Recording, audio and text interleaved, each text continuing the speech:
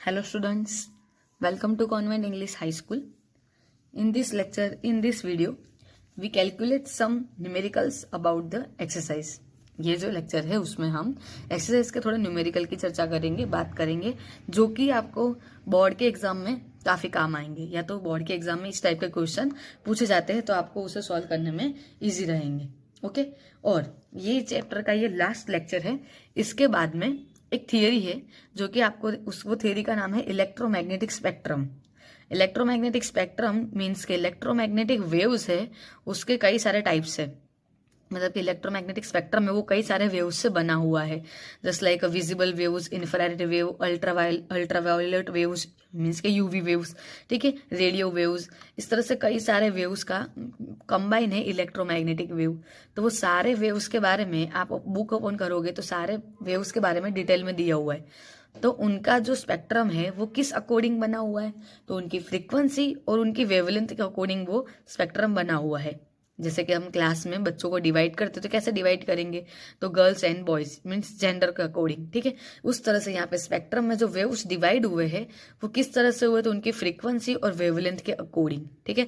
तो वो कितने कितने वेव्स है, उनकी वेवलेंथ, उनकी फ्रीक्वेंसी, उनके यूजेस, उनके बारे में डिटेल वो आप लोगों को पढ़ के लर्न कर लेनी, ठीक है। उसमें मेरा कुछ समझाने जैसा नहीं है, आप लोगों को वो सिर्फ एक बार देख लेनी। वो कभी कभी एग्जाम में पूछते हैं, लेकिन एक बार देख लेनी, स्किप नहीं करना है, ठीक है।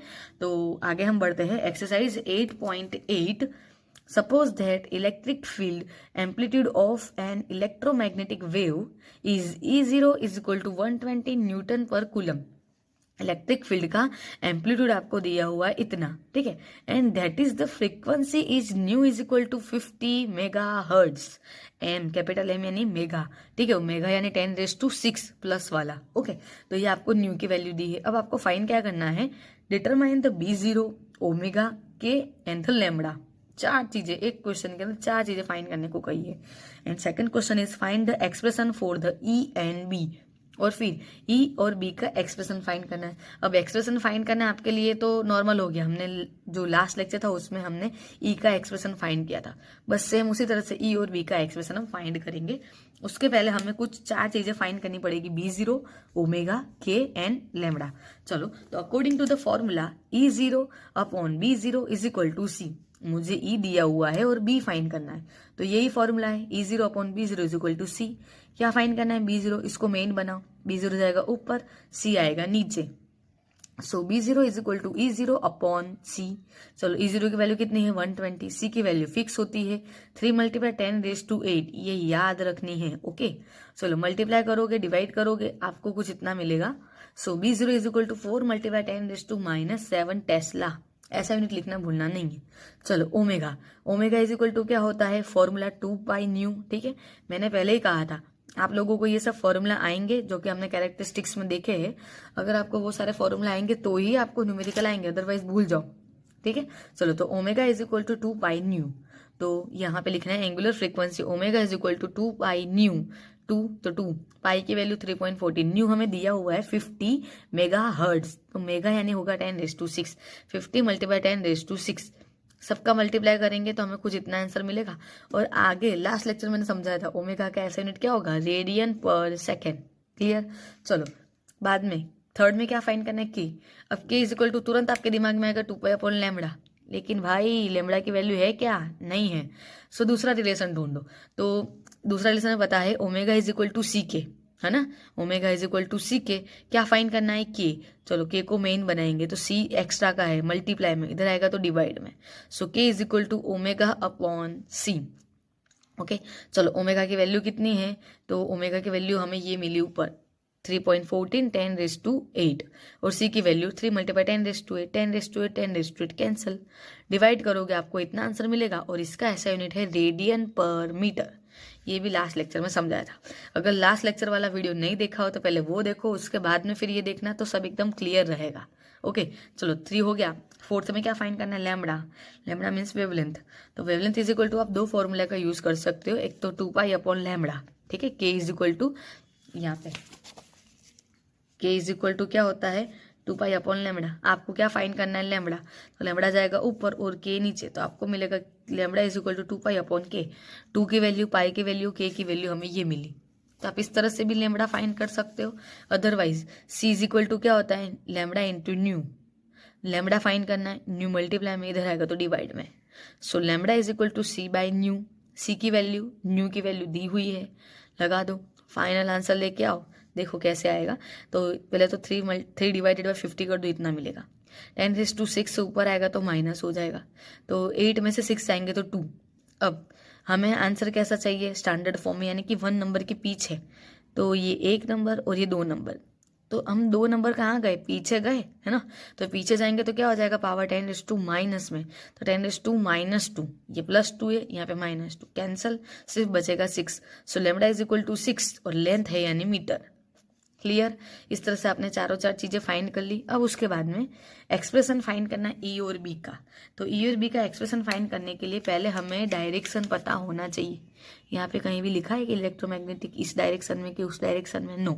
तो अब हम सपोज करेंगे कि if the given electromagnetic wave propagate along the x axis, then electric field can be taken on a y axis and magnetic field taken on a z axis। दिया नहीं है तब हम ऐसे सबसे सपोज करेंगे इलेक्ट्रोमैग्नेटिक एक्स में है, इलेक्ट्रिक फील्ड वाई में है और मैग्नेटिक फील्ड जेड में है। ओके, चलो इलेक्ट्रिक फील्ड का इक्वेशन कैसा होगा, तो इलेक्ट्रिक फील्ड कहाँ है, वाई में है। So E is equal to E y is equal to E0 sine k x minus omega t into j cap. ठीक है ना, k x minus omega t into j cap. वही क्यों यहाँ पे के जेड नहीं लिखा, क्योंकि इलेक्ट्रोमैग्नेटिक वेव हमने एक्स एक्सिस में ली है, इसलिए हमने यहाँ पे एक्स लिया है। इलेक्ट्रोमैग्नेटिक वेव जो डायरेक्शन में होगा हम यहाँ पे वो लिखेंगे, अभी एक्स में है तो हमने एक्स लिखा है। ओके, बस अब कुछ नहीं करना है, सबकी वैल्यू रखनी। E0 की वैल्यू है, हाँ है, साइन एज इट इज, के की वैल्यू मिल गई, ऊपर मिल गई, x as it is, minus as it is, omega की वैल्यू मिली, हाँ मिल गई, टी एज इट इज और जे कैप। क्लियर। तो ये देखो सबकी वैल्यू रखी हुई है। E is equal to 120 sine ये के की वैल्यू इंटू एक्स माइनस ये ओमेगा की value into t j cap, और पीछे ऐसा यूनिट आ जाएगा वोल्ट पर मीटर। ओके, बस उसी तरह से बी का फॉर्मूला लिखेंगे। तो बी कहाँ है, जेड एक्सिस में। So B is equal to B z is equal to B0 sine k x minus omega t into k cap. बस अब क्या करना है, B0 की वैल्यू, के की वैल्यू और ओमेगा की वैल्यू रख देनी है। चलो B0 की वैल्यू इतनी है, ठीक है, साइन एज इट इज, ये के की value as x as it is minus as it is, omega की वैल्यू और ये टी एज इट इज। चलो जेड एक्सिस जेड में है तो पीछे क्या आएगा, के कैप और फिर ऐसा यूनिट टेस्ला। ठीक है, तो इस तरह से हमें 2 वैल्यू दी हो तो हमने क्वेश्चन नंबर 1 में 4 और वैल्यू फाइंड की थी। पर अगर आपको न्यूमेरिकल सॉल्व करने में फॉर्मूला आएंगे तो ही आप सॉल्व कर पाओगे। तो 4 हमने वैल्यू फाइंड की और वो 4 वैल्यू का यूज करके हमने ई और बी के एक्सप्रेशन फाइंड किए। खास करके ऐसा यूनिट भूलना नहीं है और डायरेक्शन भी भूलनी नहीं है। चलो एक्सरसाइज 8.5, ये 8.5 लास्ट ईयर के ही बोर्ड के एग्जाम में पूछा गया था। ठीक है, ऐसे तो पूछते ही है, लेकिन लास्ट ईयर की बोर्ड के एग्जाम में ये वाला क्वेश्चन था। ध्यान देके पढ़ना है, एकदम इजी है, फिर भी बच्चे लिख नहीं पाते। तो आप लोगों को ऐसा नहीं करना है, आप लोगों को लिखना है a radio can tune into any station in the 7.5 megahertz to 12 megahertz. Hertz दिया है तो आपको पता चल जानी चाहिए कि रेडियो की फ्रीक्वेंसी दी है। ठीक है, एक रेडियो इतने से लेकर इतनी फ्रीक्वेंसी के बीच में ट्यून हो रहा है। What is the corresponding wavelength band, तो आपको उसको क्या फाइंड करना है, वेवलेंथ। तो फ्रीक्वेंसी और वेवलेंथ, फ्रीक्वेंसी हाँ याद आना चाहिए कि फ्रीक्वेंसी वेवलेंथ यानी कि न्यू और लैम्बडा का मेरे पास में इक्वेशन तो है। ठीक है, तो क्या है इक्वेशन, तो C is equal to nu into lambda है। क्या फाइंड करना है, वेवलेंथ यानी कि लैम्बडा। तो लैम्बडा को मेन बनाएंगे तो न्यू है मल्टीप्लाई में, इधर आएगा तो डिवाइड में, तो क्या हो जाएगा, lambda is equal to C upon nu. तो ये आपको याद रखना है कि अभी इस इक्वेशन के लिए मुझे ये जो एग्जाम्पल है उसके लिए मुझे क्या काम आएगा, lambda is equal to C upon nu. Okay, चलो अब क्या दिया हुआ है, V मिनिमम दिया हुआ है 7.5 मेगा हर्ट्ज, मेगा की जगह पे आ जाएगा 10⁻⁶। मैक्सिमम है 12 मेगा हर्ट्ज, मेगा की जगह पे आ जाएगा 10⁻⁶। ठीक है, चलो और मुझे क्या फाइंड करना है, रेंज ऑफ द वेवलेंथ।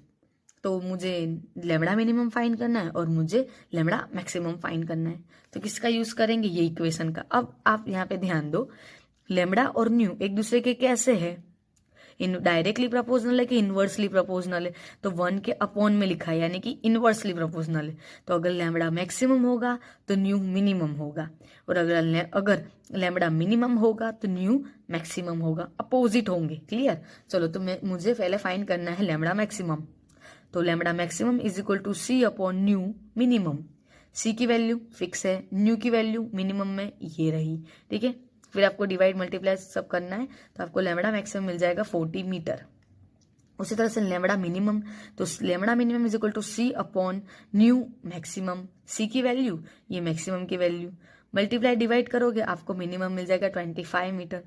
अब आप लोग कोई सोच रहे हम मिनिमम पहले फाइंड करें मैक्सिमम बाद में फाइंड कर, तो चले? तो हाँ चले, ठीक है, कोई प्रॉब्लम नहीं, लेकिन फॉर्मूला सही होना चाहिए।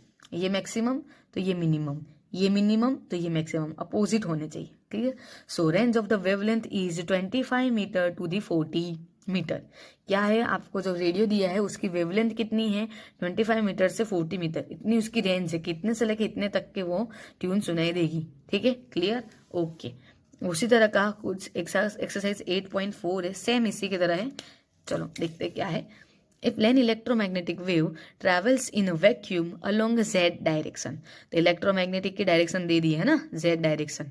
What can you say about the direction of its electric field and magnetic field vector? अब आपको क्या पूछ रहे हैं, इलेक्ट्रोमैग्नेटिक z डायरेक्शन में, तो आप लोगों को क्या लगता है इलेक्ट्रिक फील्ड और मैग्नेटिक फील्ड कौन सी डायरेक्शन में होना चाहिए? ठीक है, चलो तो हम बता देंगे भाई, अभी कोई प्रॉब्लम नहीं। If the frequency of the wave is 30 megahertz, what is it's wavelength? अगर वेव की फ्रीक्वेंसी इतनी है तो उसकी वेवलेंथ कितनी होगी? अगेन आगे वाला जैसा ना, फ्रीक्वेंसी दिया है, वेवलेंथ पूछा है, न्यू लैम्बडा, हाँ इक्वेशन है न्यू और लैम्बडा का, c is equal to nu into lambda. चलो तो पहले उन्होंने क्या बोला है, हमें डायरेक्शन फाइंड करने को बोला है, तो हम यहाँ पे डायरेक्शन की डिस्कस कर लेंगे। Electromagnetic wave travels in a z direction, so electric field E must be along x axis and B must be along y axis. क्यों?